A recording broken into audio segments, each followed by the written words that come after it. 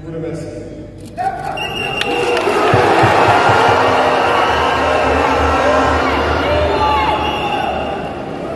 Rendons grâce à Dieu qui a permis que nous nous retrouvions ici aujourd'hui à l'occasion de la célébration de la Journée internationale de la jeunesse en bonne santé. Je le dis très souvent parce que l'être humain oublie souvent Dieu lorsqu'il n'a pas de problème, lorsqu'il est dans le bonheur. Et quand viennent les soucis, c'est là qu'on se rappelle de Dieu. Rendez grâce tous les jours pour le souffle de vie et pour la santé. Jeunesse du Burkina, jeunesse d'Afrique. La jeunesse, cette phase de la vie où l'on a assez de force, assez d'énergie, comme le paraphrasé d'un précédent qui vient de passer. La jeunesse, c'est l'époque où on n'a pas assez de temps. Nous devons profiter du temps qui nous est donné, utiliser l'énergie nécessaire pour atteindre nos objectifs, pour changer le monde, changer notre monde, changer le monde des autres positivement.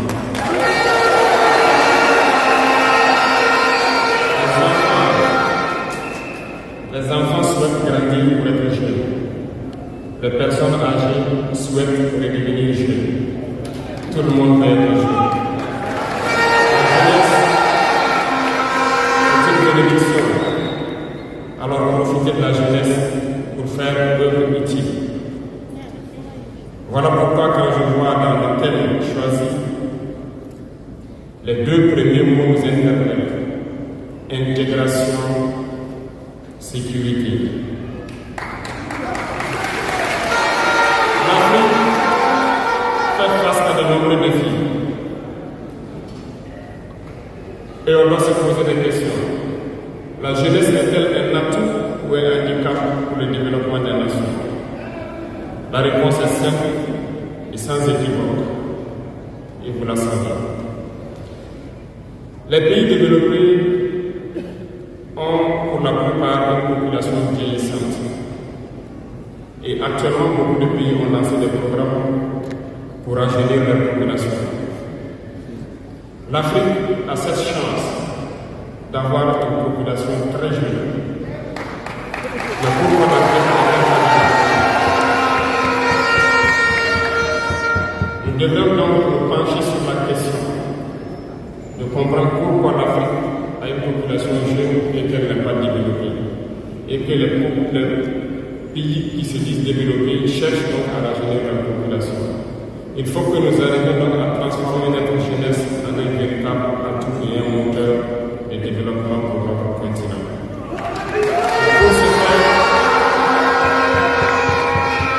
Pour ce faire, nous avons besoin d'intégration, nous avons besoin de sécurité, de développement, nous avons besoin de nous unir. Certes, vous entendrez parler de l'Union africaine. Oui, elle existe. Mais quel est l'effet de l'Union africaine en réalité?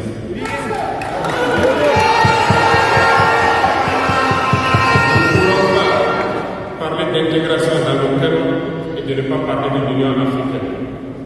Parce que c'est cette organisation qui devrait nous unir, créer une intégration réelle.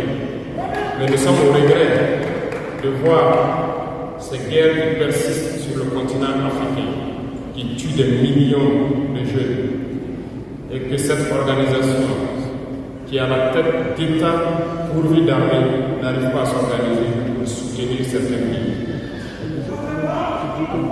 L'union n'est pas juste un mot. L'union, c'est un symbole.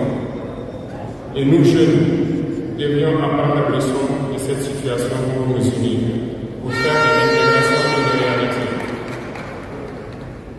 J'ai été désagréablement surpris lorsque l'Éthiopie, qui abrite donc le siège de l'Union africaine, vivait un conflit.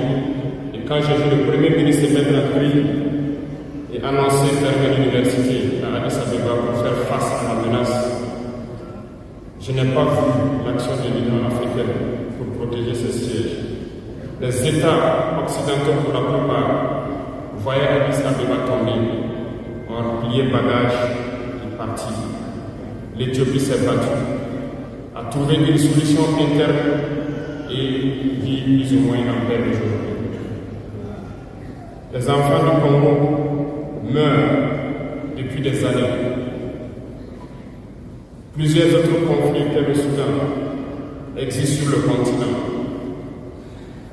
Nous aurions aimé voir l'Union africaine générer les forces et toutes les stratégies nécessaires pour soutenir ces États pour qu'ils puissent retrouver la paix.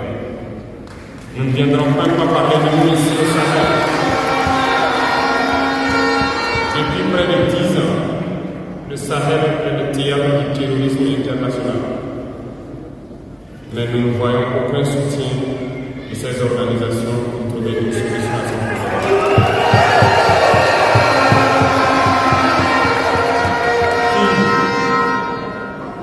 Pire, il y a quelques jours de cela, un pays étranger en Afrique a annoncé ouvertement avoir soutenu et participé à une attaque lâche, terroriste et barbare contre des forces de notre confédération à Tinzawata. L'Union africaine n'a pris aucun rôle. Cette ingérence.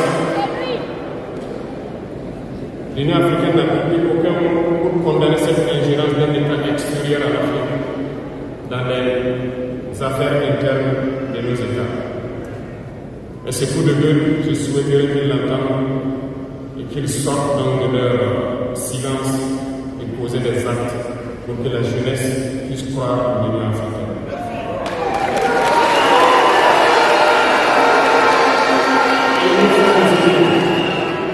Il nous faut nous unir et la seule manière de s'unir, c'est de se parler, de se comprendre et de pouvoir donc asseoir les bases de cette unité-là.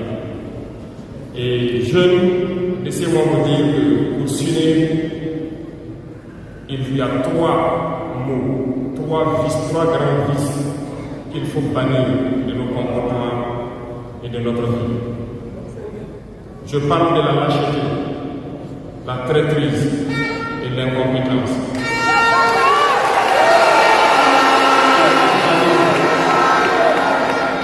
Il faut bannir ces 3 mots de notre mode de vie.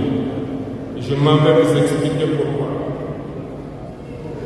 La lâcheté recouvre beaucoup de vices. Un lâche a toujours peur. Et lorsqu'on a peur, on devient un esclave. On s'exprime.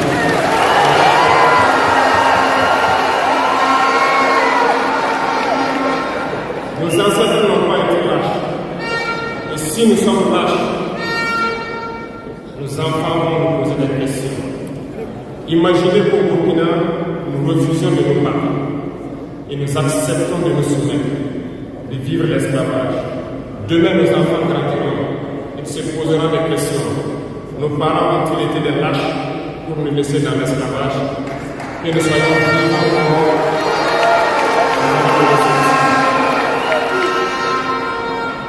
Le lâche a peur. Et les impérialistes ont compris, ils essaient de faire peur aux leaders pour que vous soyez des lâches. Parce que quand vous êtes un lâche, tous les autres vices peuvent naître. On fait tout pour que nous ayons peur. Ils viennent dans nos palais, ils nous menacent directement ou des menaces froides. Bien sûr, nous répondons comme il le faut. Ils essaient de nous faire comprendre. Ils prennent chaque fois des exemples. Ils nous diront, vous savez, Thomas Sankara a essayé de faire comme ça, mais il est où? Il est mort. Le président a essayé de faire comme ça. Kadhafi a essayé comme ça, il est où? Il est mort. Voilà les propos qu'on obtient de manière froide pour nous faire peur. Et puis, nous voyons aussi souvent certains jeunes essayer d'emboîter le pas d'une autre manière. On peut les entendre dire telle personne a régné ici, il a la CPI, telle personne a régné ici, il est en prison. Tout ça pour essayer de nous faire peur, pour qu'on devienne des lâches. Mais je pense qu'ils n'ont pas compris quelque chose. Quand nous disons la patrie ou la mort, ce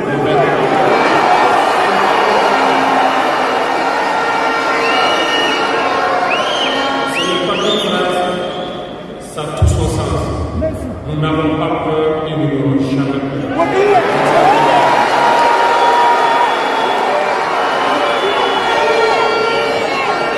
Ils ont fait peur sûrement à beaucoup de chefs d'État africains.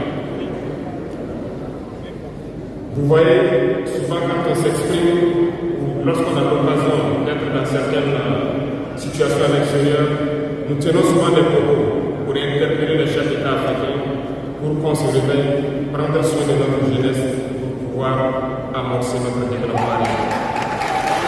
Nous sommes souvent certains ont riposté publiquement à nos propos, parce qu'ils se sentent indexés. Mais je peux vous assurer, jeunesse, que lorsque nous nous retrouvons dans la victoire, ces mêmes chefs d'État nous disent vous êtes sur la bonne voie, c'est ce qu'il faut faire.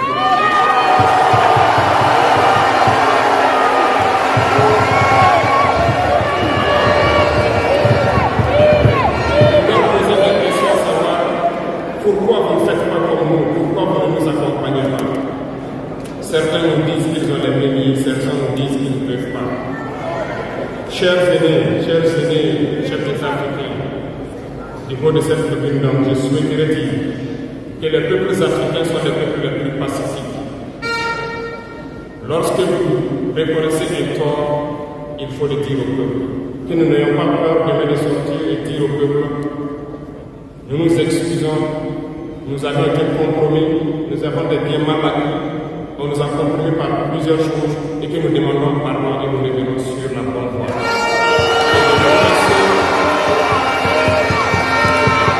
Et de commencer à travailler réellement pour l'indépendance de nos États et notre émancipation.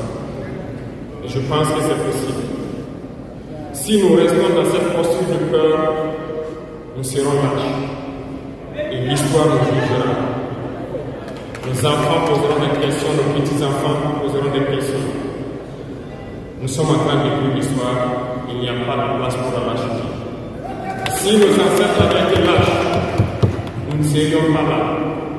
Souvenez-vous, je vous prends un exemple des peuples babyloniens et Bassa, je veux parler des Camerounais. L'Union des populations du Cameroun, qui depuis les années 50 a commencé une lutte implacable contre les colons. Ils ont été massacrés. Les armées coloniales françaises en son temps ont déversé des patrouilles d'infanterie, des chars, des hélicoptères, ont anéanti des villages entiers. Les tortures les plus inhumaines ont eu lieu dans cette période. Vous pourrez faire des recherches sur ce qu'ils appelaient la balançoire ou le bac à ciment.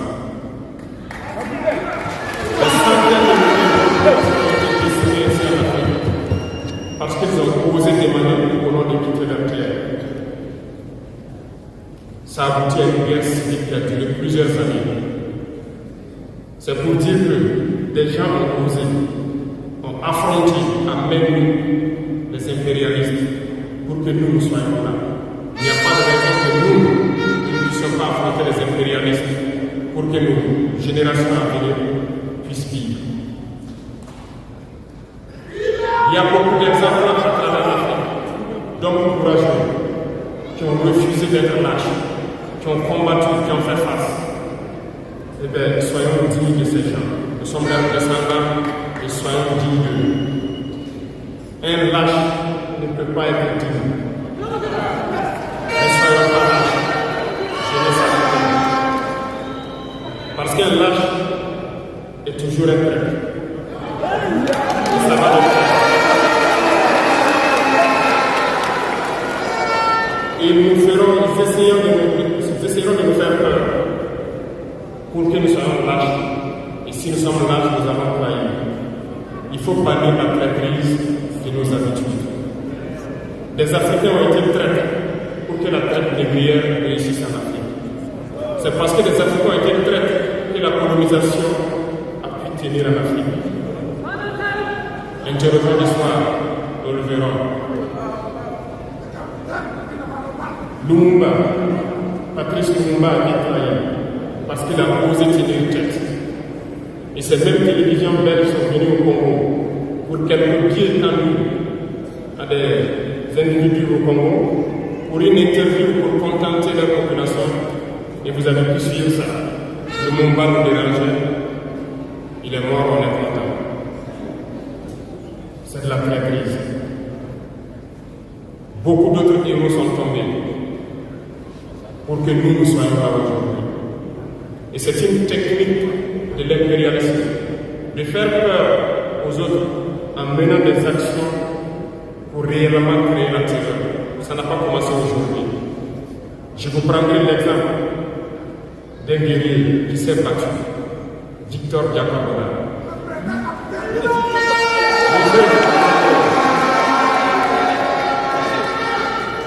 Il est issu d'une famille de chefs, pas de la chefferie donnée par le colon. Il était un enfant digne. Il a fait ses études au Sénégal, je crois. Il est venu médecin en Guinée. Et lorsque le RDA a été créé, il a rejoint la Côte d'Ivoire pour mener le combat contre les impérialistes, contre les envahisseurs, contre le colon.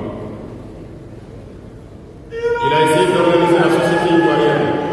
Partout, les gens ont commencé à porter la voix.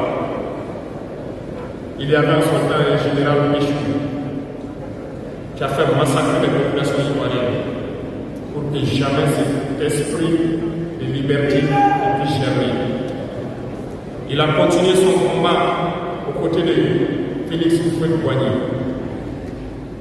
Ils ont lutté, mais le plus virulent était Victor Diakabona. Il représentait une menace pour les impérialistes. Qu'ont-ils fait? En plus de massacrer les populations qui manifestaient, un soir, ils l'ont tué de manière atroce à côté de Boafi. Quelques heures après, lorsque les populations de Timboko ont entendu l'assassinat, ils ont marché, ils ont manifesté, ils ont été massacrés par l'armée congolaise. L'histoire est perpétuée, les faits sont là. Après sa mort, qui a fait peur à Félix Houphouët-Boigny, ils l'ont appelé et ils l'ont dit: si vous continuez la lutte, vous connaîtrez le même sort. Il a eu peur et il s'est rallié à l'impérialisme. Il a été nommé ministre en France et plus tard il est venu prendre les rênes de la Côte d'Ivoire. Et ils l'ont utilisé pour éliminer beaucoup d'autres personnes qui osaient venir le voir. Je pense que comment ça va.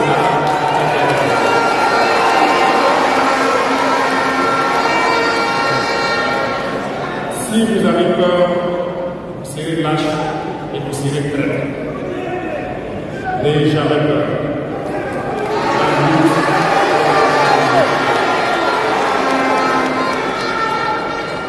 Il y a beaucoup d'autres exemples à travers le monde. Et il y a ces phénomènes qu'ils ont aussi utilisés depuis belle lurette et qu'ils continuent d'utiliser. Voyez-vous, certains individus, par exemple, se sont retrouvés dans d'autres pays et créé soi-disant un gouvernement parallèle au gouvernement du Mali. Vous avez entendu cette histoire. Ce n'est qu'une technique qui a existé dans le temps. Je vais vous prendre l'exemple de Ahmed Chalami, l'Irak.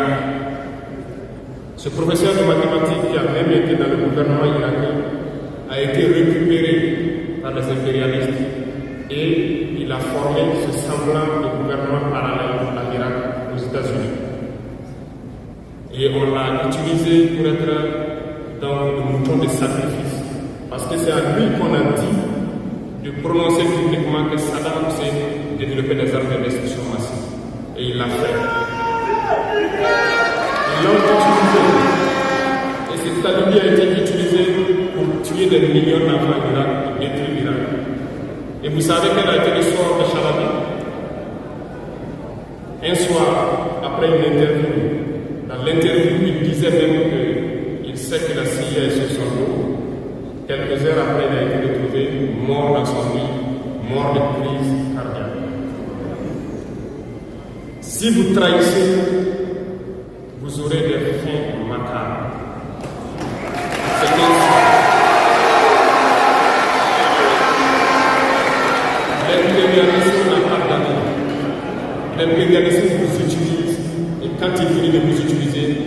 fait de vous ce qu'il veut. Suivez mon regard, vous comprenez de quoi je parle.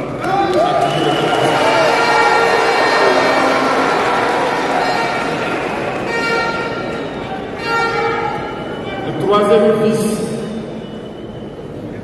et je vous invite à vous départir, c'est l'incompétence.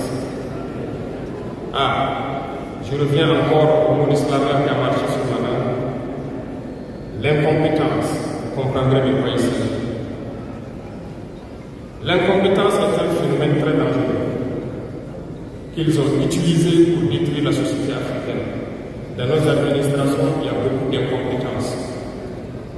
Reconnaissons-le. Les incompétents ont beaucoup de place à côté de l'impérialisme. Parce que les incompétents peuvent promouvoir le développement d'un pays.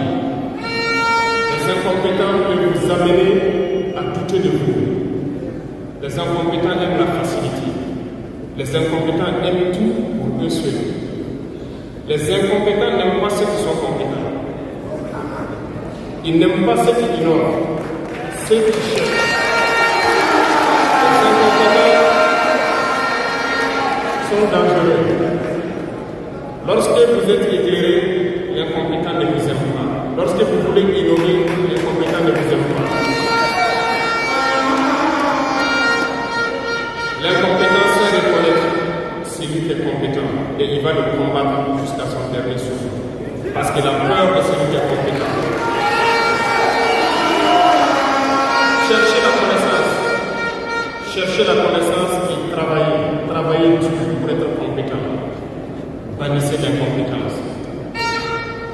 Parce que, à travers les distractions qu'on veut nous faire adopter, on devient incompétent. Je vous prends un exemple. Les réseaux sociaux sont les lieux de publication des informations aujourd'hui. Les gens s'informent à travers Internet et d'autres choses. Un jeune qui publie sur les réseaux sociaux un article sur sa ferme, un projet agricole ou un projet scientifique. Je suis jeune, je connais les termes. Il n'aura pas peut-être 1000 vues. Mais un jeune qui publie sur les futilités, ce que moi j'appelle de n'importe quoi, il a des millions de vues.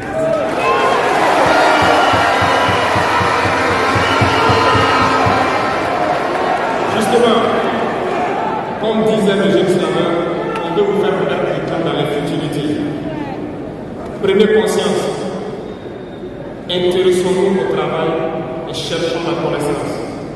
Cherchons la compétence. Se distraire, c'est bien, mais on doit travailler d'abord.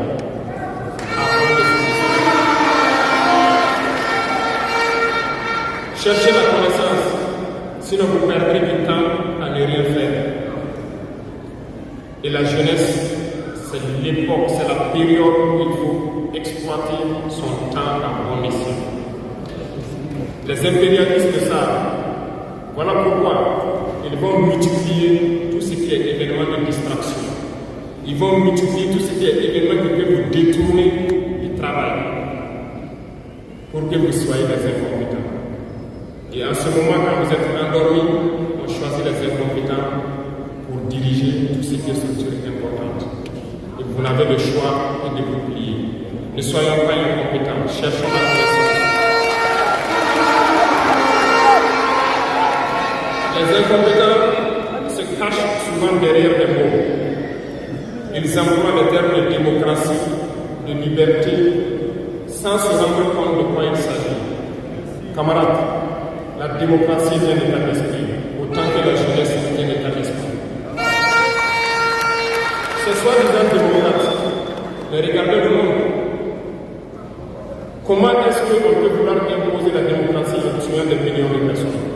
C'est de la dictature, ça, ce n'est pas de la démocratie. Ça ne s'impose pas. Ceux-là qui se disent démocrates, mais regardez, nous avons vu des scènes où on a empêché les gens de rentrer dans les assemblées. On a vu des scènes où les forces ont débarqué dans les assemblées pour obliger les députés à prendre des textes.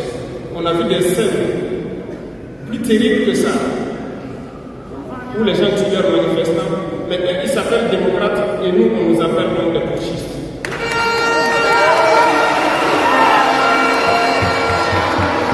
Si c'est ça la démocratie, je répète, nous ne voulons pas de cette démocratie.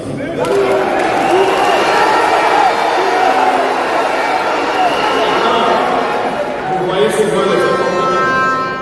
Ils ne cherchent pas à savoir quelle est la signification du mot démocratie en réalité. Ils s'accrochent juste à la définition qu'il y a donnée d'impérialisme et ils se mettent à parler de démocratie sans réellement connaître le fondement. Ça, c'est de l'incompétence. Il faut chercher à connaître, avoir la connaissance, regarder le monde pour redéfinir la démocratie telle que nous le voulons en Afrique.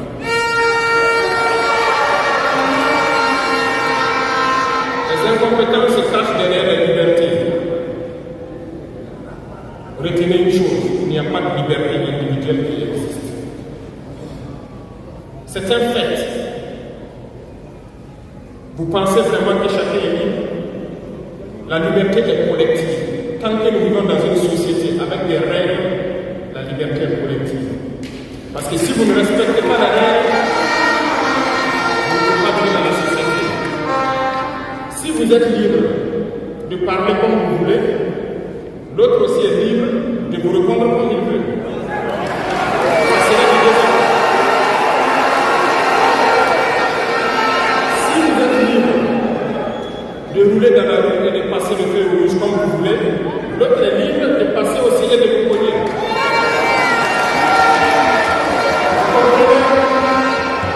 Et si la liberté individuelle prend le dessus, nous sommes dans une société de désordre. Voilà pourquoi il y a des règles dans la société. Et les règles, tout le monde doit les respecter. Et là, on parle de liberté collective. Donc, certains se donnent le droit de parler de leur liberté individuelle à eux, mais ne tenant pas compte des autres. Je pense que ça fait partie aussi de l'incompétence. Parce qu'ils ne cherchent pas à comprendre, ils s'arrogent les droits que peut-être les États les ont donnés pour sévir, pour faire tout pour eux, en négligeant les libertés des autres. Non, la liberté est collective. Avant de poser des actes, on pense à la liberté d'autrui. Et nous ne devons pas transcender la liberté des autres. Donc ça fait qu'on va avoir la réserve. Et une fois qu'on a la réserve, la liberté individuelle n'existe pas. La liberté est collective. Et nous devons avoir...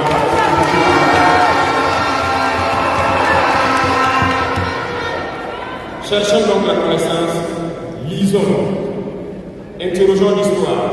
Ne lisez pas l'histoire que eux ils ont écrite en leur faveur.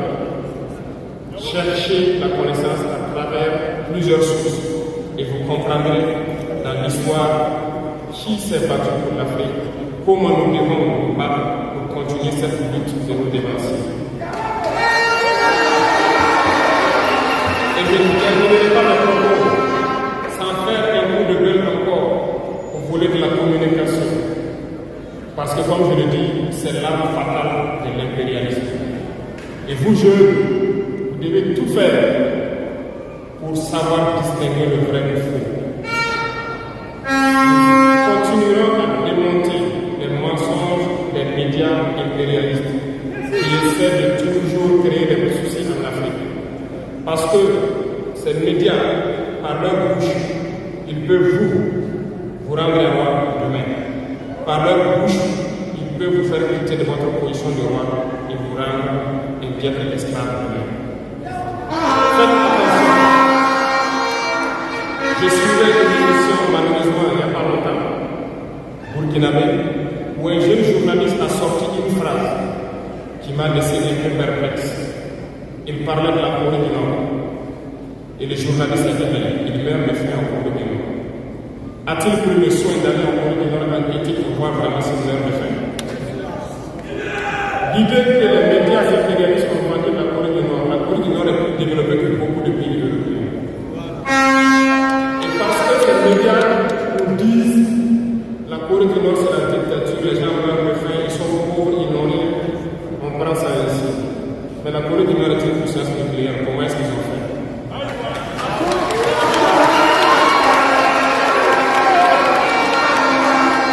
Faisons attention à la communication. Il ne faut pas suivre de manière aveugle ces médias menteurs qui qui ne cherchent à diviser l'Afrique.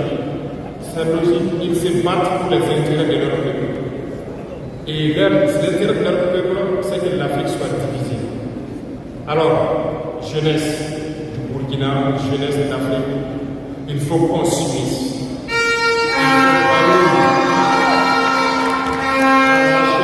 Il faut bannir l'incompétence, il faut bannir la traîtrise et tous les vices de nos sociétés.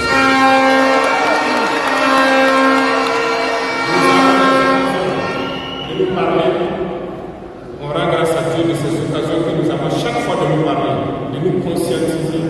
Et je vous invite à répartir encore mieux, à se mettre au travail pour que l'Afrique que nous voulons, autosuffisante alimentairement, soit une réalité.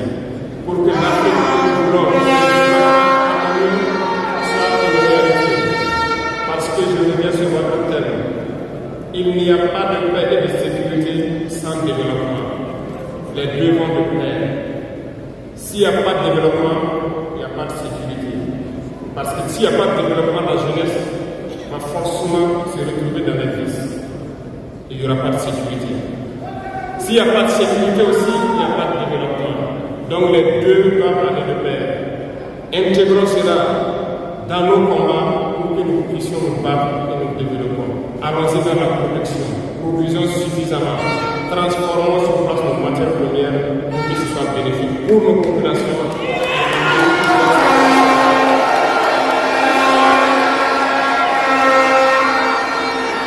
Je vous souhaite une très bonne journée de réflexion sur le thème choisi, également sur le rôle essentiel de la jeunesse dans ce combat. Bonne chance à tous, que Dieu fasse en sorte que tous ceux qui ont fait les déplacements retournent en bonne santé chez eux et que nous puissions nous retrouver quand nous le souhaitons par la grâce de Dieu. La patrie ou la mort. Thank you.